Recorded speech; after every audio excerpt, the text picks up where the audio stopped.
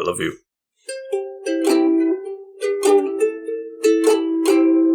Wow, welcome back to Green Faces on the Couch. Ah!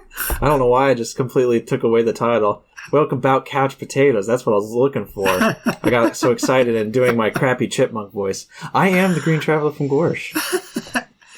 And I am the Faceless Leon. I'm not entirely sure that my voice can go that high. I'm the Faceless Leon! Okay, I guess I can do it. I love you, Couch Potatoes! I bet this sounds terrible! We're here to talk about some animated movies. This is, as the Green Traveler said, Green and Faceless on the Couch, a podcast about movies and TV. And we're doing a stare go, which means new movies. And we have two animated movies from 2022. Woo woo. Yeah.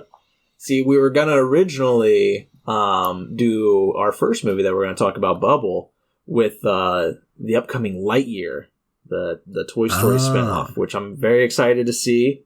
I can't wait for that. But, again, as we have mentioned on the show, you have theater restrictions for understandable reasons, and therefore I'll probably just be green ketchuping that later on.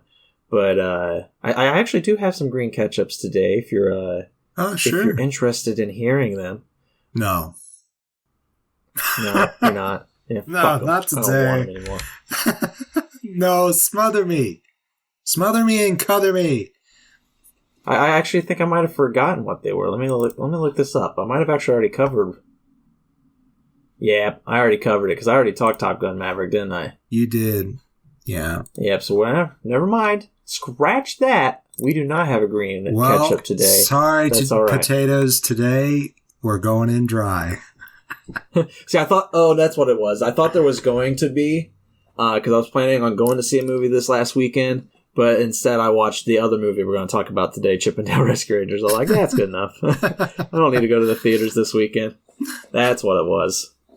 That is probably what it was. So, what we did do, as you said, is watch these movies, and we didn't have to pay extra money for them besides the money that we pay monthly, because Bubble is on Netflix. Is a Netflix-associated anime movie.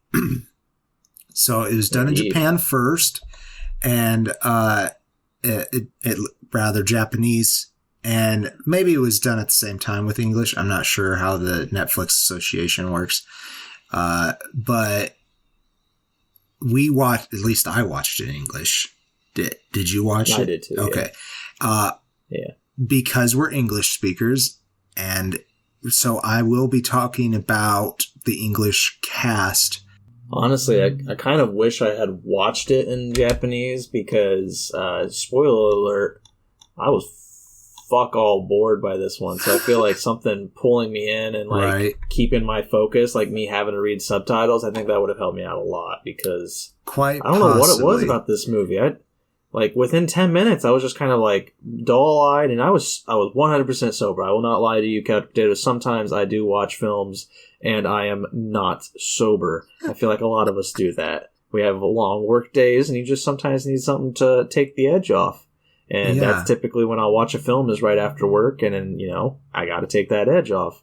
This film, however, complete sober. Like, I was ready to watch this. I sat down on the couch. I was excited because I love anime. And within like 10 to 15 minutes, I was just glassy-eyed, like staring, like kind of looking over at my phone, being like, I could do stuff on that, And within 30 minutes, I was doing that. I was just on my phone, I don't know what it was because it did take me a lot longer to get bored with it. But I will say up front that there was at least a moment that I was bored with it.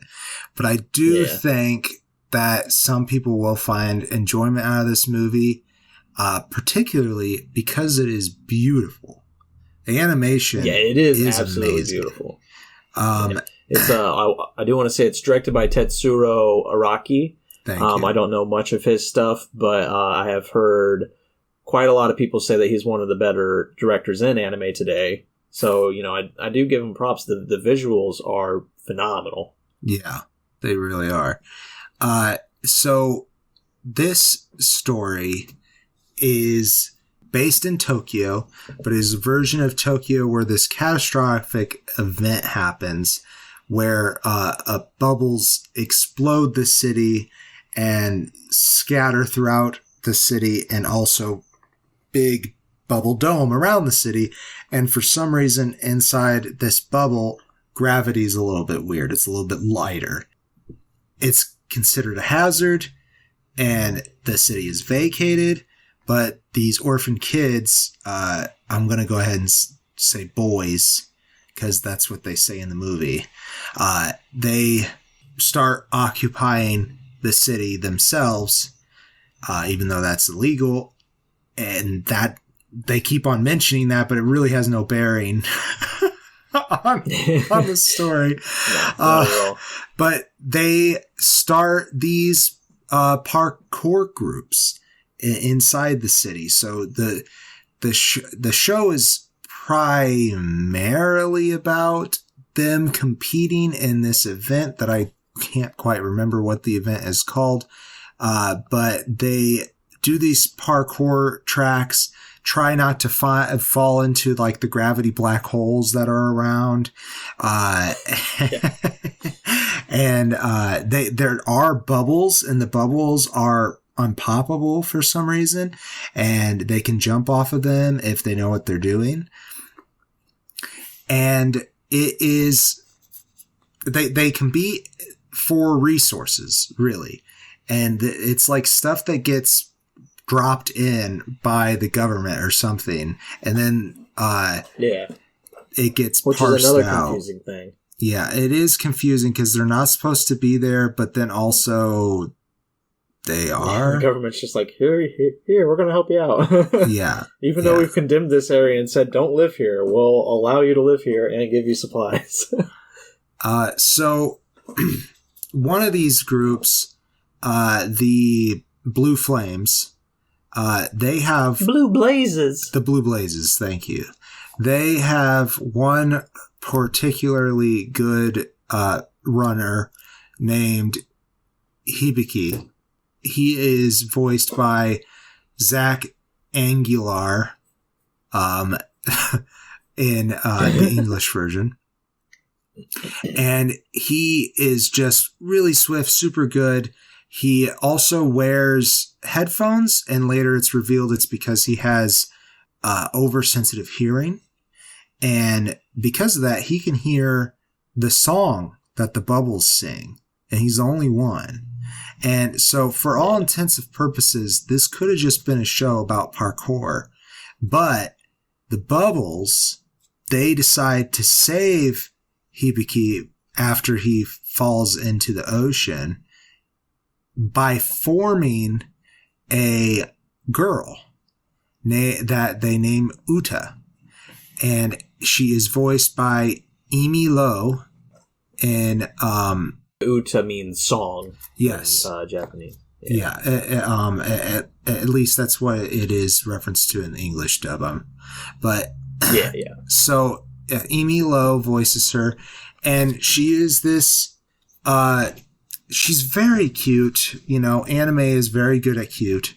And she, her costume, because she based herself off of ruined advertisements under the ocean, it's all, her clothes are all splotchy and different colors and stuff.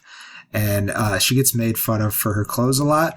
But after she brings Hibiki back to the surface and, essentially saves him, she proves to be an even better parkour runner than him. And they really challenge each other. And, to Hibiki and his crew, they don't, recognize that she's not a human girl. So she's just considered to be amazing. Eventually she learns how to communicate with them and all that, primarily by being read. Man, I wish I could remember the characters' names a little bit better. But there is a a woman who is doing research on the gravity anomalies, and she reads Hans Christian Andersen's Little Mermaid to her, and that is where it is not so like the veil that they put on this to be like, hey, we're telling you that this is the Little Mermaid. It's honestly painted on with like really like a thick paint, like you know it's the Little Mermaid. To be fair though, it's Hans' version of it. Yes, it is. That is just true. This is true. And the whole, like, so to be a little bit spoily, the whole, why does the mermaid have to turn into sea foam at the end?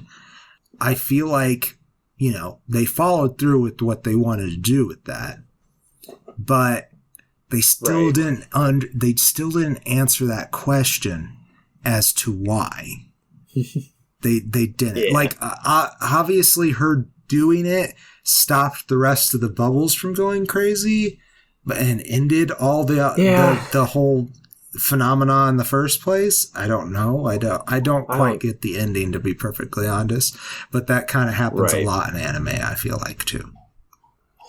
Yeah, I was in the same boat when it ended. I was just like, "Oh, that was beautiful!" Like with the seafoam line, like reading that. There were moments that were beautiful. You know, I enjoyed Hibiki and coming out of his shell thanks to Uda. Yes, and, you know, and I enjoyed Uda learning because, you know, it's always, you know, not to use a bad pun, but the fish out of water is always an interesting story. And like here, it's very interesting because, you know, she acts. They refer to her kind of like a cat for a while, you know, because she's very interested in everything.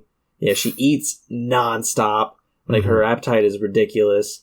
Like it's I don't know. Those are the things that I enjoyed, but they weren't enjoyable enough to like grasp me because there was nothing new here. It was all, you know, all old tale, all being retold. The only new thing about it was the bubbles themselves, the gravity thing and the parkour. Right. But it's just like, I don't know, it like everything kind of took a back seat to everything else. There wasn't like one specific thing that was just like, this is it. This is the story we're trying to tell. It's like, no, it's kind of just a parkour tournament, moderate love story. It's not really a love story, but like it's mostly through a very long montage, and that's the part where I got bored. Like they're training and falling in love with each other, but that's honestly fairly deep in the movie. It takes a while for Uda to be part of the story. Maybe too long. It is it's not a long movie. Yeah, it's only like an hour and a half or hour. It's 40 minutes, 40, but like and like honestly, I think I fell asleep like maybe 20 minutes in, but only for like 2 minutes. Like I just like I kind of fell asleep, woke up and was like, oh, I should rewind. I was like, no, I know what's going on. Like nothing had changed. Yeah, you know, exact same stuff going on. I don't remember any of the side characters. I remember one kid who was kind of like mildly annoying, but that was about it. Yeah, he is like, playing the younger brother type character for sure. I wish I could remember the names of the characters. That's another problem, and that's just another. I think that's kind of a language barrier for us. Unfortunately, it's an American fault. Yeah, it's America's fault, 100%. I do love the names, but it's hard to put names to faces except for Hibiki and Uda. Yes, it is. There's maybe somebody named Sean. Shin. There was a Shin. Shin. Yeah. And he was cool, too. I liked his involvement. He was like an older generation of these parkour kids. And he had gotten in a bad accident and had... Isn't he like a rescuer now or something like that? He ran the events to make sure that the kids were being safe. But he had lost the lower half of his leg, so he has a prosthetic leg. And a little bit of a spoilers, but I mean, I feel like it's a classic anime thing. If they set up that somebody is, you know, old school, they're going to come in and into the game. Right. So he does start running with them at the end of the movie. And some of the stunts he pulls, like the decisions that they make because he has a prosthetic leg, I thought those were cool. Like, I mean, honestly, it was pretty impractical to think that this man who hasn't trained for the last 10 years would be able to do this with his prosthetic leg. But it was pretty awesome. And another thing I loved about that finale is you see them do all these cool stunts. You see them run this gauntlet and they're having a good time running, you know, like, I mean, not good time, you know, it's kind of like a dire moment. But like, once Hibiki and Uda get to the place where it's just them running and the rest are like, go, you can do it. How the fuck do they get back to the main area? So they just kind of pop back up at the main area, and it's like, they can't just get the boats out there because of the shit that's going on right now. So you're telling me they ran this gauntlet backwards, which we have seen is impossible to do? No, those fuckers are stuck out in the middle there. I don't know how the hell they got back. Okay, so there was at one point in the ending where they kept on mentioning that the city was flooding because things were, the gravity was going back to normal and things were falling into the ocean that weren't in there before. So the boat was able to get there when it wasn't before. So that's one thing, but still, I agree with you. Well, I mean, the boat getting out there in the first place, like everything was falling into the ocean. Like you said. Yeah, like, it's a completely dangerous place for a boat. There's no way it can get there safely. Like, no, it was ridiculous. When there's just like a cutaway shot where they just like show that they're all back on the mainland area, and I'm just like, all right. They must have swam together. Yeah. And again, not getting hit by anything. Yeah. No, I don't know. It's minor plot convenience. Like, it's nothing to really bitch about, but it was one of those moments where I was watching and I was just like, all right, like, sure.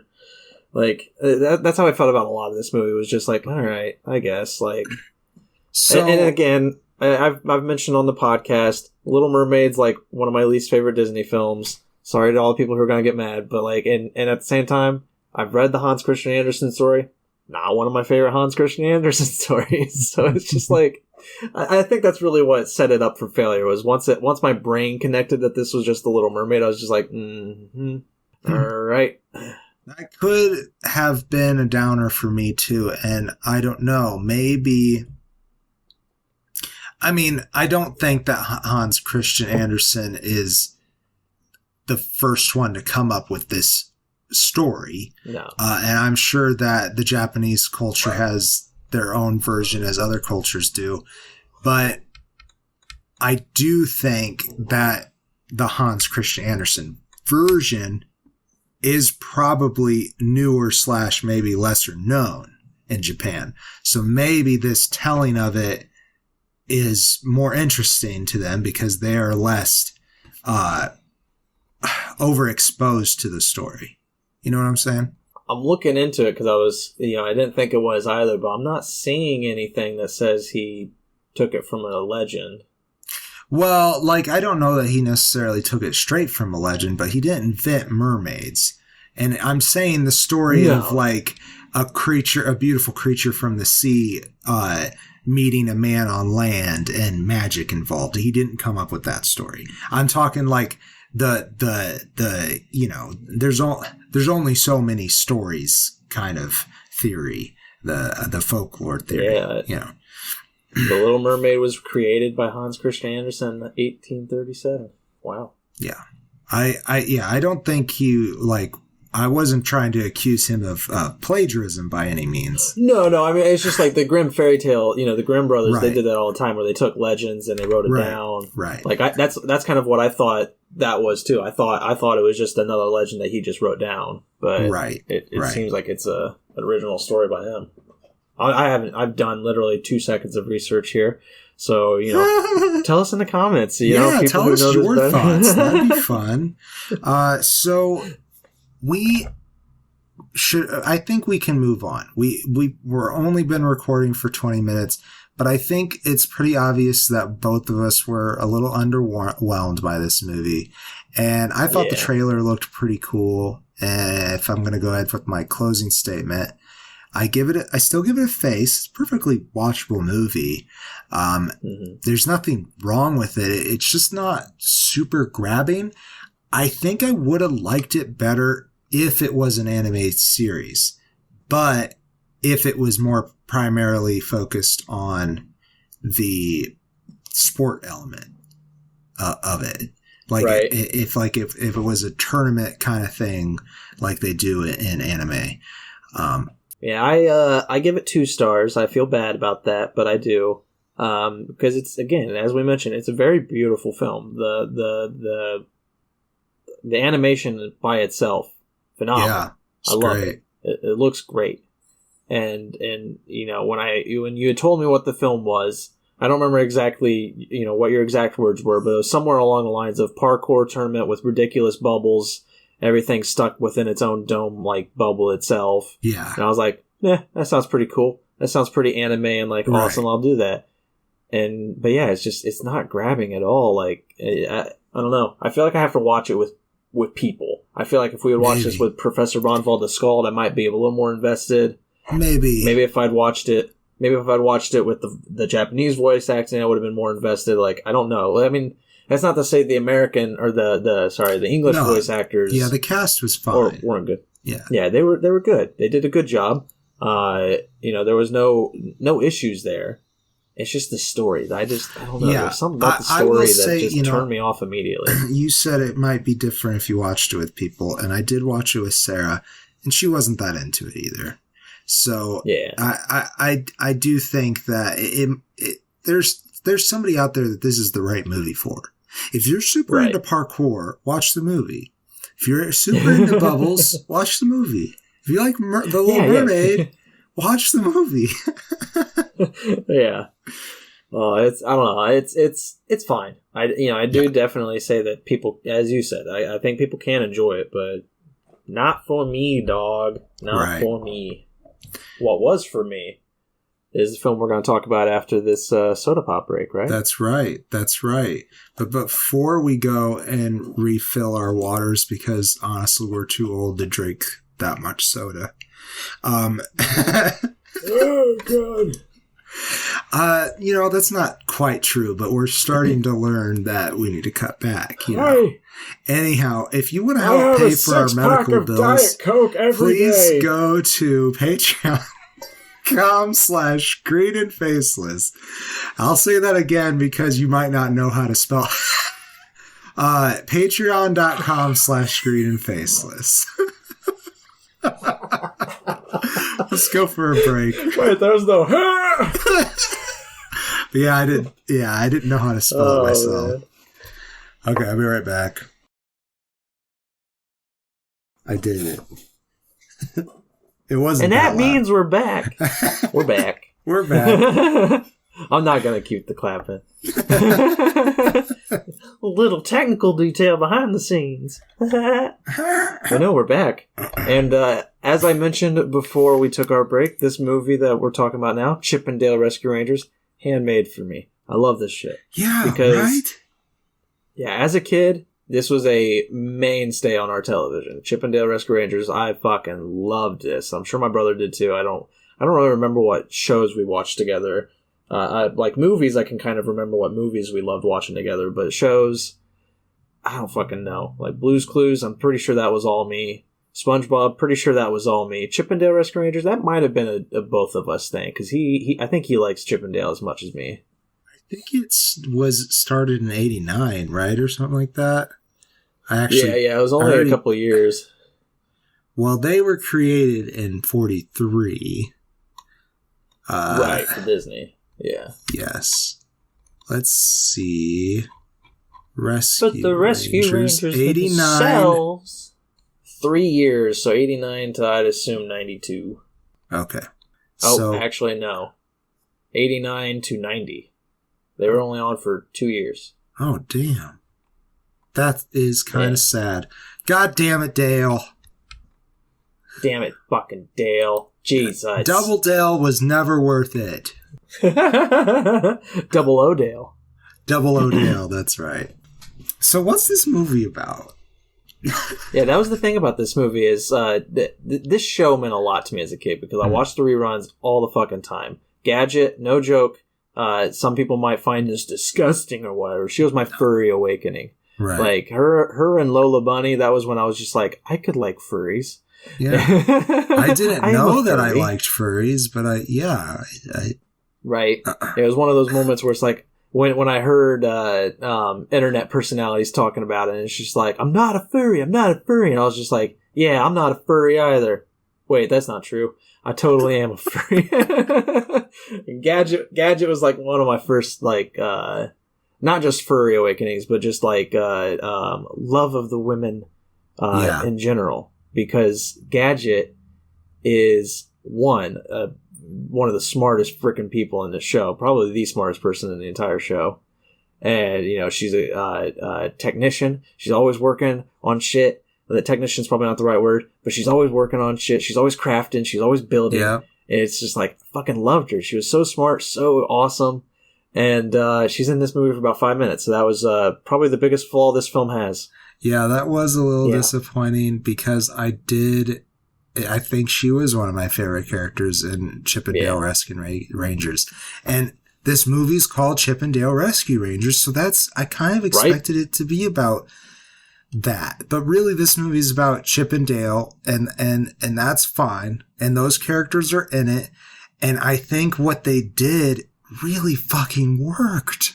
I thought it really does. It really does. And it's just called Chip and Dale Rescue Rangers because it's a continuation of the show. It's not ignoring the show. It's not rebooting the show. Yeah. Well, they do hint a lot that they're trying to reboot. Yes. But it's about the show. When you say it's a continuation of the show, it is an extremely meta interpretation. If you have not seen, it's not. It's trailers. More along the lines of the show was an actual show, and Chip and Dale were actual actors. Yes. It's a world where animated characters and real life people live together, kind of like Who Framed Roger Rabbit, including claymation characters. Yeah, including claymation characters. Literally everything. Everybody's in this, and I love that. I think the animation is beautiful. But before we get into that kind of those details, the show itself starts off just after. It doesn't start off. Whatever. They tell you that, as we have mentioned, Double O Dale happened, which was while filming Chip and Dale Rescue Rangers. Dale's agent gets him a job. What's Dale's agent? They name drop him a lot. It's Cyril Figgis. I just can't remember the actor's name. Oh God, I didn't even realize it was Cyril Figgis. That's hilarious. It's Dave something. Dave Bullinari. Dave Bullinari, played by Chris Parnell. God, that was funny. I love it. Oh, it's my agent, Dave Bullinari. That's so fun. And Dale is played by Andy Samberg, and Chip is played by John Mulaney. Both of them, I have to say, phenomenal. Yeah, I have to say this is probably my favorite Andy Samberg role, because I no offense to you, sir, I'm sure you're a fine human being. I'm not a huge fan of his comedy. And because of that, fair. I've avoided a lot of his later stuff, and maybe it's good. Maybe I would like it more, but I've avoided it. Yeah. We've been told on many occasions to watch Brooklyn Nine-Nine, and that'll happen someday, I'm sure, but I have not watched it. But the thing I love him for, because I'm in the same boat. I'm not a huge Andy Samberg fan. I do like him. I think he is a good actor. But it's just like, as you said, his comedy is just not my thing, except for The Lonely Island. I love The Lonely Island. That's pretty funny.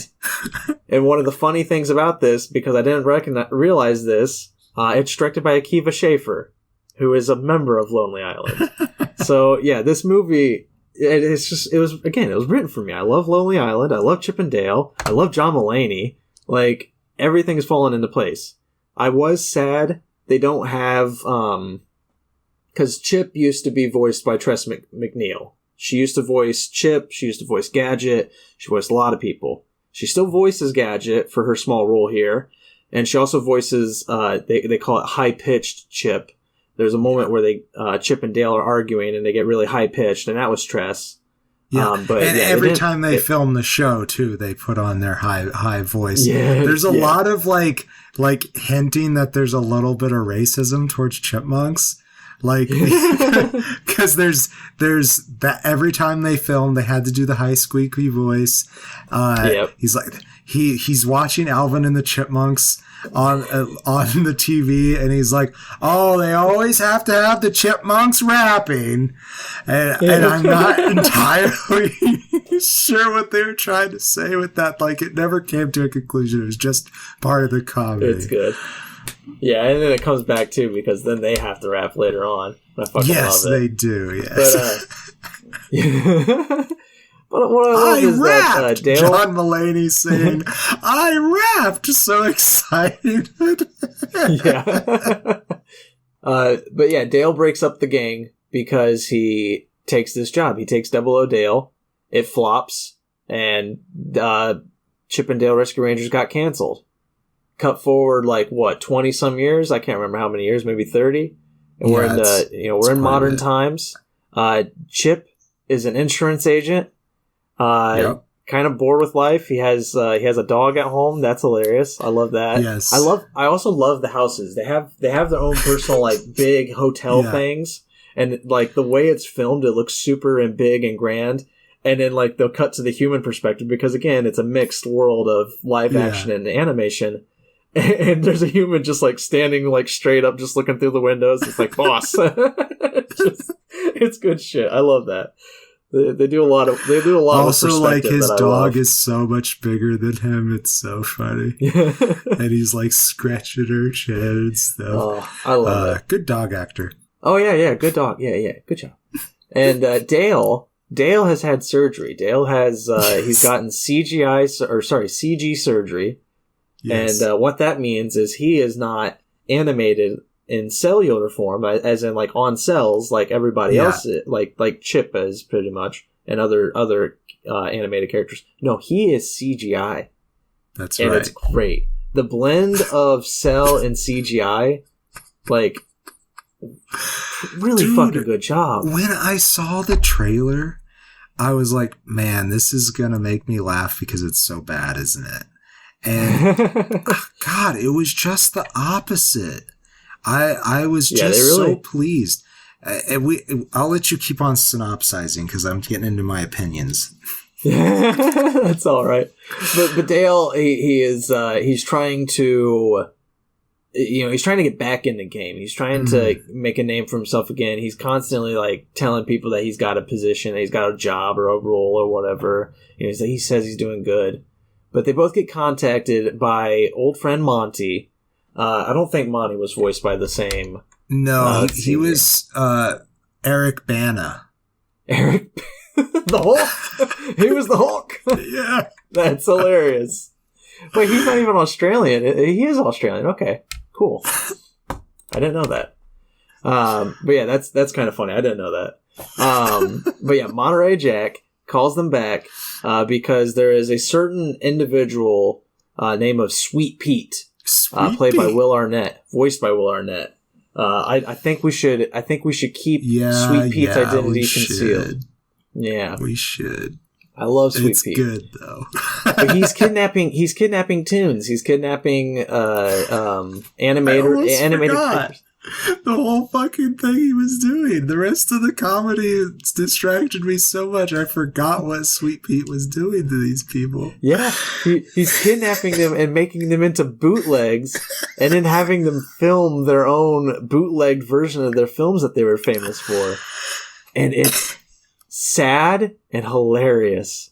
Because, you watch the bootleg process of some characters and you're just like, oh no, this is so bad. But you're still laughing at it. But it's just like, oh no. They put them through this reanimation machine and it scrambles them all up, makes them look slightly different. It was like when they were reading the controls of the computer, they're like, it's set so that it's just barely skirting copyright laws.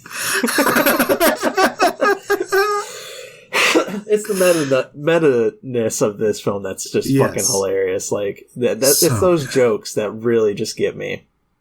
But that's the story. That is what happens is then Monty gets kidnapped by Sweet Pete, and Chip and Dale have to overcome all of their past grudges, all of the many years between them and the detective days.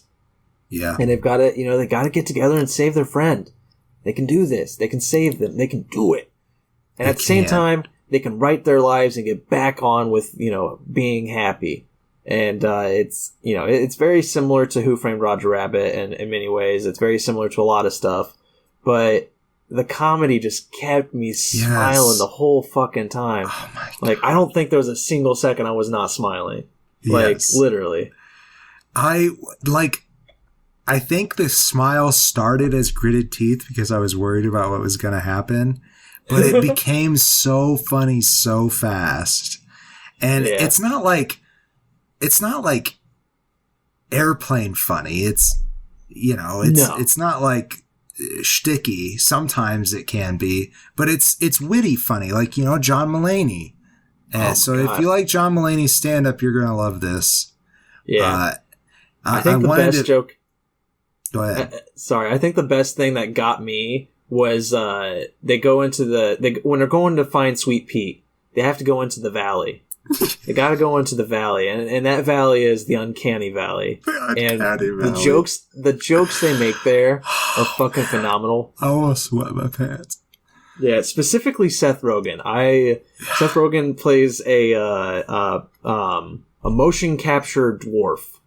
And it's very much making fun of films like Beowulf and what was they say he has specific Polar Express. He has Polar Express eyes. Yeah, like can't it's look straight hilarious. You can't tell what he's looking at. Ah, so funny. I loved all those jokes. Seth Rogen, he is great in this also. Like yes, his moments. Oh, that fucking it's character. all funny. What is the character's name? Bob, right? Maybe as Bob. Yeah. Yep. He's not just a dwarf. He's a Viking dwarf. He's a Viking dwarf. Which honestly kind of, if you think about it, if you think about the Germanic folklore version, that's what we're talking about. Yeah. Not the mean word for little people. No. Which is kind of confusing, honestly. But, yeah. But there are other phenomenal voice actors. There's Dennis Haysbert plays Zipper. Dennis Haysbert is the Allstate guy. Love it. That shit was great. Keegan Michael Key plays Bjornson the cheesemonger. He's a Muppet that helps he doesn't help, but he I don't want to spoil it. He's in it for a bit. I love that. Yeah. He starts off like I would never have recognized it as Keegan Michael Key. Never. Right. No. He starts off like doing like a fake like Swedish or something accent, something European. Hurgy burgy burgy. Like there's definitely a Muppet that's exactly like this, but it's not that character.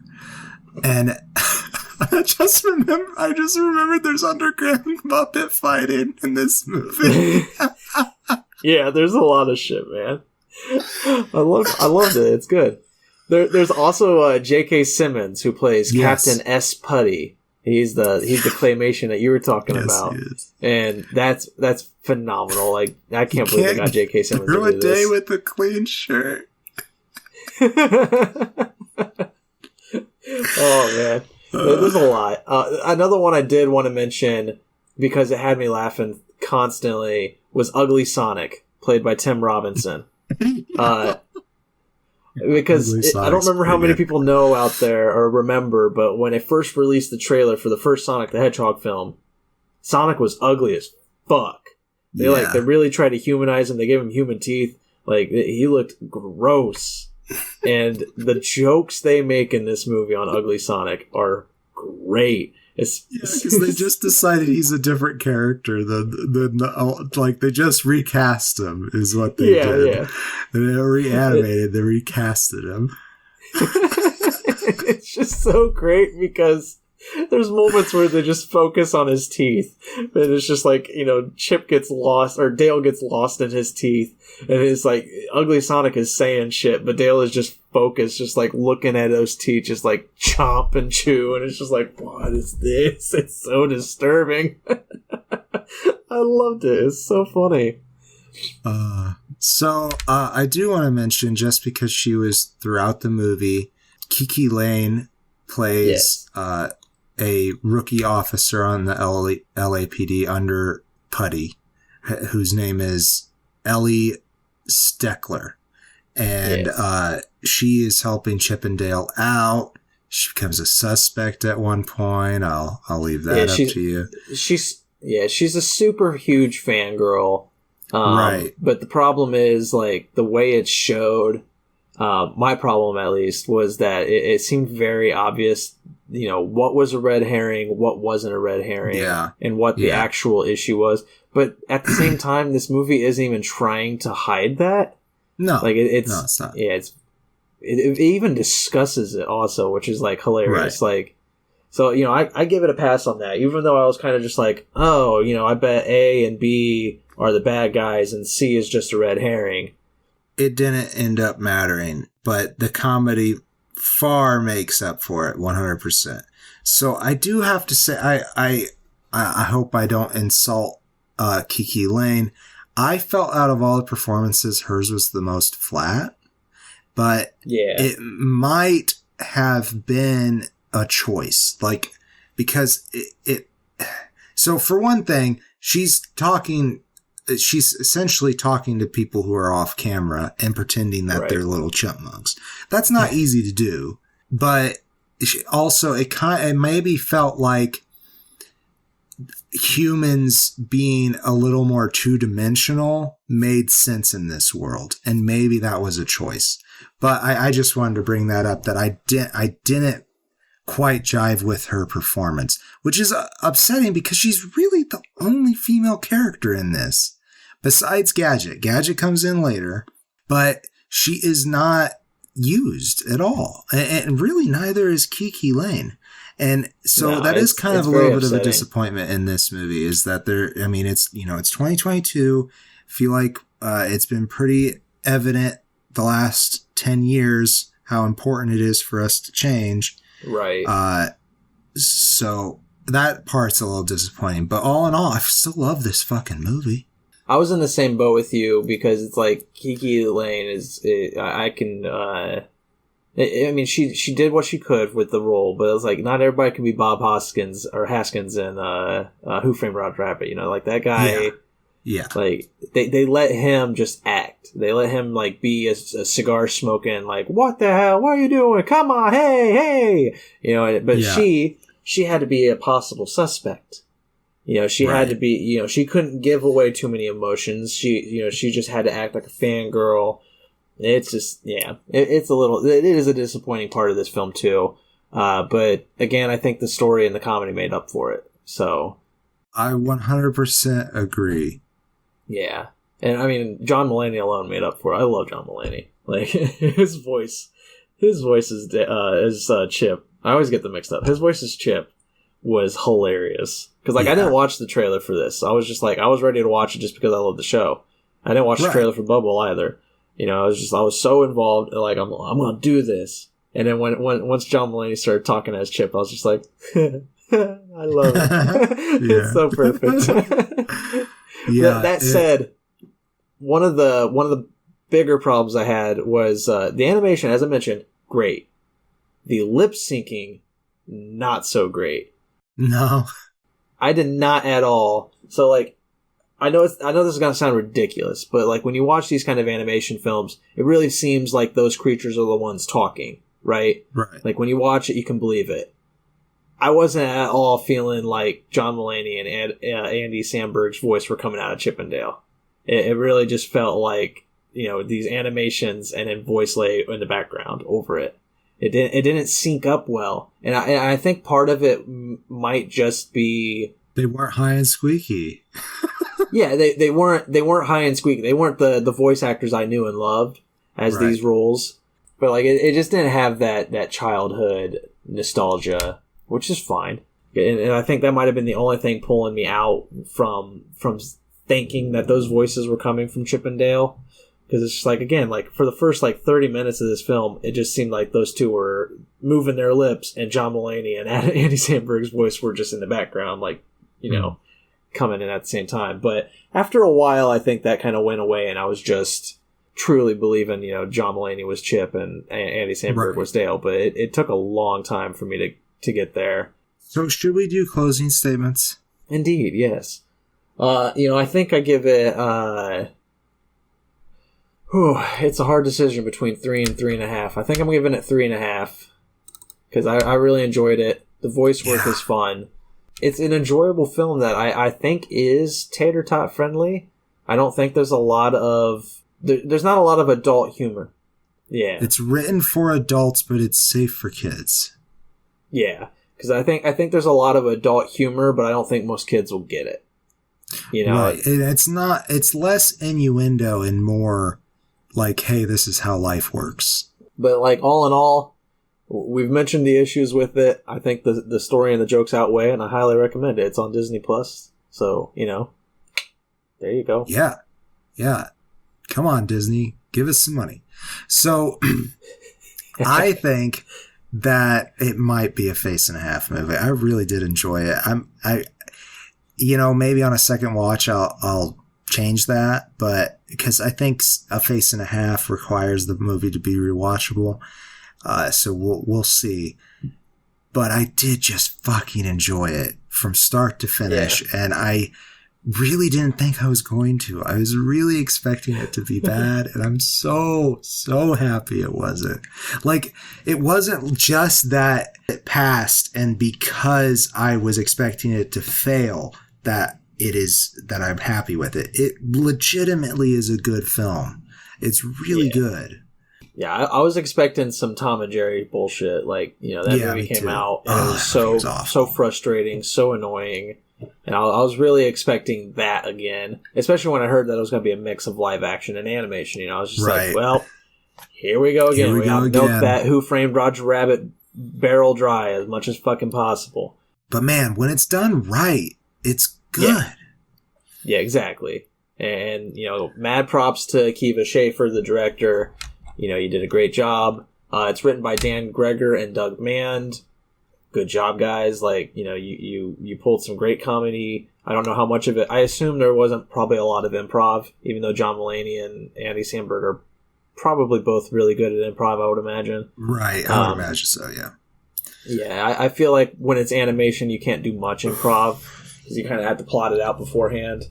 So, you know, I think if anything, you can ad-lib it as long as it is the same amount of time second-wise, like, because at least when they're dubbing anime, they've already got the animation there, so they have to fit it in that size. I'm not sure, like, when you're I know when they do 3D stuff, the voice acting comes first, and then they animate around it. But I'm not so sure how 2D animation necessarily, if it necessarily works that way. I'm not sure. Yeah, I'm not either. But like, mad props to the animators. Like, not only, again, you did cell animation, you did 3D animation, you did the stop motion photorealistic, photorealistic, yeah. They did everything. It was a really well done blend. Like, a lot of it just works together. The Muppets, you know, you got hand Muppets in there. Yeah, like, so good. Mad props. Yeah, it was a very bold film with you know, they don't do much new, but I really don't care because I was smiling and laughing the whole fucking time. Yeah, the comedy was just on point. So I don't know if we necessarily need to say it, but this isn't even an assumption. We both agree Chip and Dale Rescue Rangers is the winner of this Stereo. Never would have thought it. Good. Nope, never would have thought. Yeah, when we had these two movies next to each other, I was like, well, I hope that Bubble movie's good. That's kind of what I was thinking. I was just like, man, I just thought it was going to be a disappointment. I didn't realize how much impact Lonely Island had on it. I didn't realize. Yes. That, you know, oh, there's some dog. My dog went a little crazy. There we go. So a little taste of garlic there at the end for you guys. Aww. But yeah, I'm so happy you all joined us. I think that is the show. I think so too. Have we already pitched patreon.com? I think we did. We did, but we could do it again. Go to patreon.com/green and faceless. See what it's all about, you know? Who knows what it could be? Who knows what mysteries lie behind the curtain? And until you pulled aside the curtain to discover those mysteries, I am the Green Traveler from Gorsh. And I am the Faceless Leon. Safe travels, good rescuing, and good night. Sometimes some crabs. Dun, dun, dun, dun, dun. Green and Faceless on the Couch is a proud production of FictionWorks 19. Are you a fan of the show? Feel free to contact us at greenandfacelessfans@gmail.com or visit our Patreon page at patreon.com/greenandfaceless. Don't forget to comment, like, and subscribe, or rate us on Apple Podcasts. Thank you so much for listening.